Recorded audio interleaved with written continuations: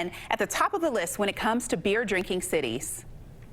Market research firm Smart Asset calls the Queen City the king of brews. We just heard from one of the men who makes the region such a great place for beers, Jake Rouse. Andy Brownfield sat down with his brother Evan, the scientist behind most of Braxton's alcoholic creations.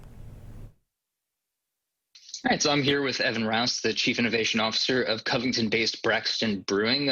You were just named to the Forbes 30 Under 30 list for food and drink. Congrats on that distinction.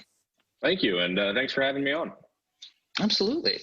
So let's talk about your corner of that food and drink world, craft brewing. How have you seen that industry evolve in the 6 years since Braxton's founding in 2014? Oh, absolutely. The industry's changed in a big way. When we opened, I think there was somewhere around 3,000 or 4,000 breweries in the industry. Now there's somewhere between 8,500 and 10,000 breweries in the United States, which is a crazy evolution if you think about it. One of the big things that's really changed in the recent years is the release and the market for hard seltzers, which 6 years ago, if you would have asked me if I would ever be making a hard seltzer, I probably would have told you no. But it's a big part of who we are now and what we're doing. The industry as a whole has gotten a lot more competitive. Shelf space is even tighter than it was when we first opened our doors. And we've really branched out into some new products as well. Yeah, I want to hit on that Vive, your hard seltzer. So you guys were one of the first craft breweries definitely in the region. But to my knowledge, to really kind of jump on that, what was that conversation like?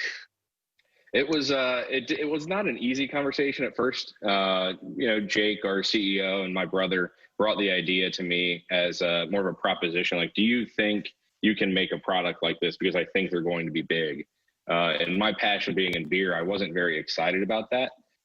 We spent about 8 or 9 months, pretty much the better part of a year, developing Vive as a product, and we really wanted it to be a national competitor. And we feel that the liquid is on point with the brands such as White Claw and Truly. So the conversation didn't go as easily as you might have thought it would have, but I really did come around, and it's really cool to see Vive become one of the fastest growing brands in seltzer in the Cincinnati region. Yeah, that's just one of a number of innovations, and unfortunately, this current situation we're in with COVID, I'm sure has spurred a bunch of other innovations in the industry and at Braxton, or just pivots. What's most exciting to you right now, and how are you guys kind of grappling with all the change that's happening? Yeah, absolutely. Most exciting to us right now, yesterday a law was passed that allows direct shipping to consumers of beer and alcoholic beverages. So that's big. At the start of COVID, we really started to focus hard on e-commerce, using our platform for curbside pickup and so on and so forth. We've also expanded it with the rooftop igloos that are on our rooftop here in Covington. So you can go online and book through our e-commerce platform. But from a product side, we just released our annual Barrel-Aged Imperial Stout Dark Charge. And that's always a really fun product and really fun innovation. Really get the team together and focus on what we can do with barrel-aged beer. I think my favorite release from this year was the double barrel-aged peach brandy. So really getting to play with some uniqueness, as well as some of the pivots that we had to do throughout this year and this pandemic to make sure that we could stay afloat. All right, excellent. Well, hey, thanks again for being with me, and congrats on the 30 Under 30 nod from Forbes. Hey, thank you very much for having me, and I appreciate it.